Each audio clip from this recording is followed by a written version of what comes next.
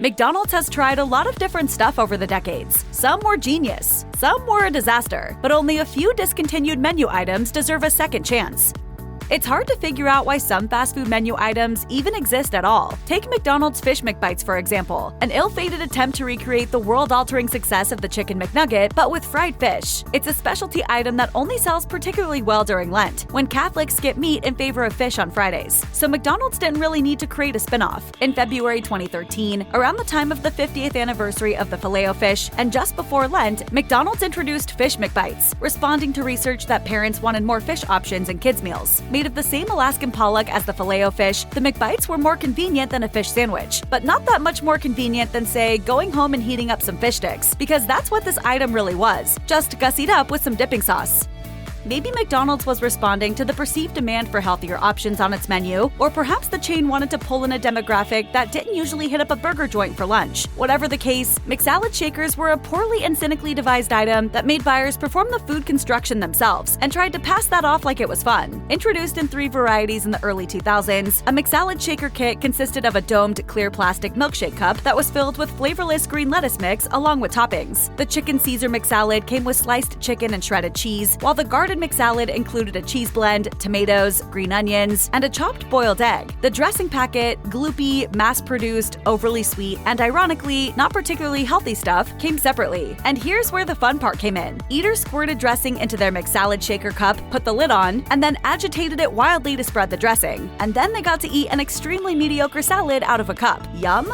Finally, the waiting's over. Introducing Mickey D's Pizza. In the 1980s, chains like Pizza Hut, Domino's, and Little Caesars began expanding massively. McDonald's considered the entire pizza business a threat to its foundational business of burgers and fries. So in 1986, it decided to launch a frontal assault by introducing pizza to hundreds of its stores. But, and who would have guessed, pizza and McDonald's proved fundamentally mismatched. McDonald's customers were used to waiting just a minute or two for their food, while a McPizza could take 10 or more minutes to arrive, because that's how long it takes to properly cook a pizza. The preparation took up a lot of labor and kitchen space too, and all to serve a savory pie that just wasn't as good as one from a pizza parlor. As a result, the McPizza was a failure.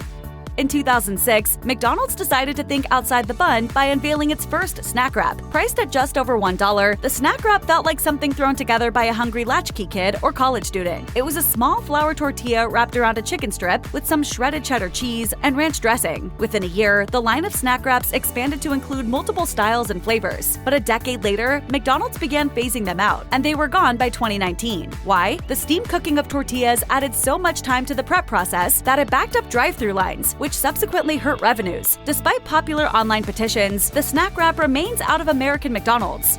The McLean Deluxe was a highly touted early 90s McDonald's offering that promised the flavor of a quarter pounder, but with significantly fewer calories and less fat. If it's low fat, it can't be delicious.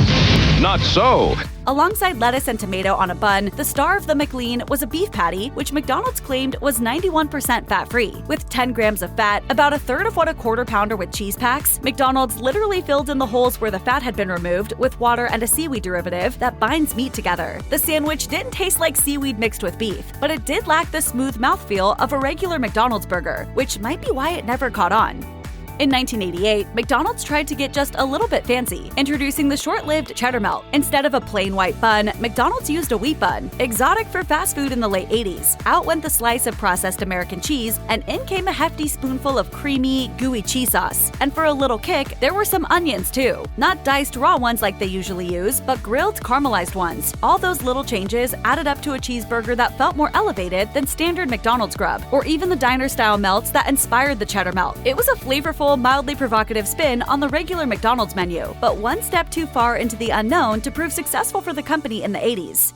Mighty Wings rank as one of McDonald's most disastrous and most public failures. Introduced to thousands of stores in the chain in September 2013, they sold so poorly that just 6 months later, McDonald's more or less admitted defeat by deeply discounting the price of the item by 40%, a rare fast food clearance sale. But taste-wise, Mighty Wings were just fine. They were liberally breaded, extra-large bone and chicken segments that could almost measure up to a KFC drumstick on both those criteria, and very pleasantly crispy to boot. Interestingly, Mighty Wings first appeared on McDonald's menus way back in the 90s, so another return for the dish isn't out of the question. No offense for McDonald's, and a chicken wing is pretty tasty. McDonald's fan-favorite French fries are their best-selling item. In 2019, McDonald's in the US attempted to make a good thing even better by adding cheese and bacon to them. Already a long-standing menu item in Australia, cheesy bacon fries were pitched in America as a regional limited-time offer menu item, available on its own or as a customization to the fries in an extra value meal. Cheesy bacon fries were just that: cheese sauce and a generous portion of applewood bacon bits dropped onto a tray of beloved McDonald's French fries. But by the end of 2019, they had disappeared. A sad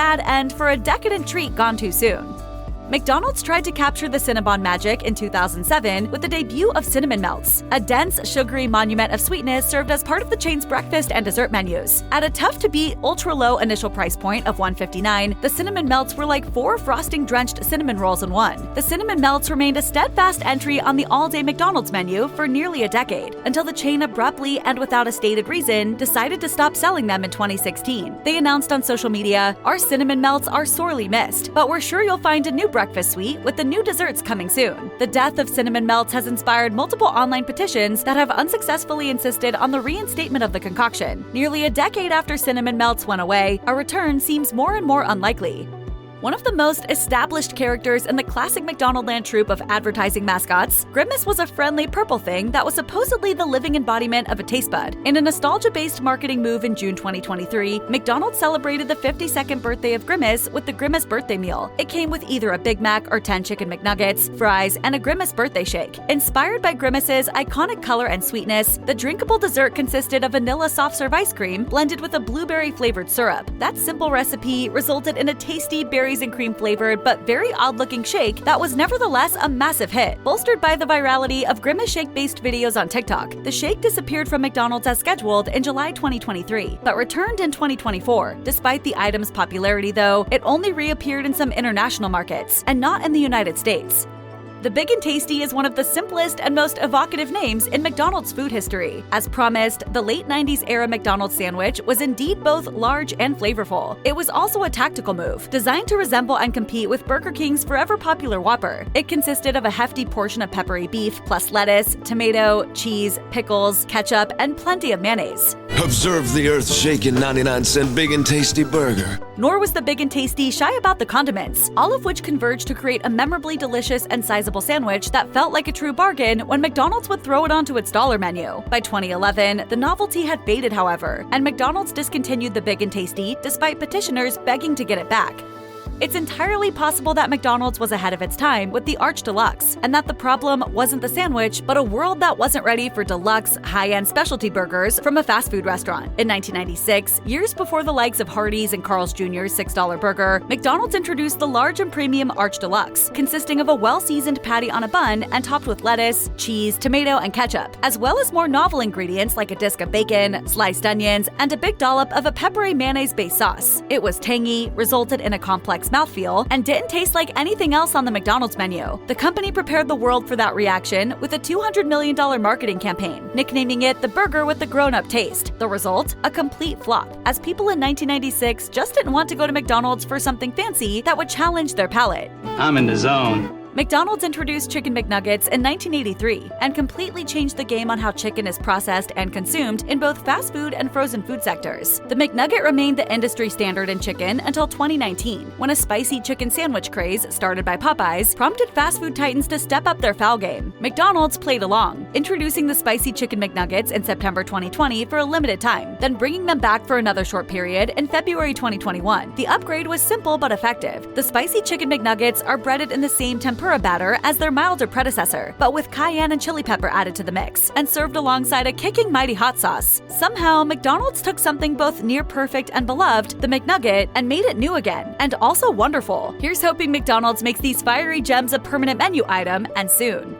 While the idea of assembling food oneself might seem to go against the whole point of getting fast food, it can be a fun and even necessary thing if the restaurant provides a legitimate reason for it. Such was the case for the mid-80s cultural phenomenon of the McDLT, a large hamburger sandwich with a quarter-pound meat patty and lettuce, tomato, and mayonnaise. The meat stayed hot until the first bite, which also included surprisingly crisp and still cold veggies, because the eater slapped the two halves of the sandwiches together just before tucking in. A memorable ad campaign starring future Seinfeld actor Jason Alexander Alexander, explained in a song and dance number that with the McDLT, the hot stays hot and the cool stays cool because of McDonald's innovative packaging design. The McDLT arrived in a double-wide styrofoam box, with one covered spot for the hot side and a separate one for the cold side. The whole thing worked, but McDonald's ultimately got rid of the sandwich because of the environmental impact of the packaging. Here's hoping that someday they can figure out a compostable, sustainable package that would allow the McDLT to return.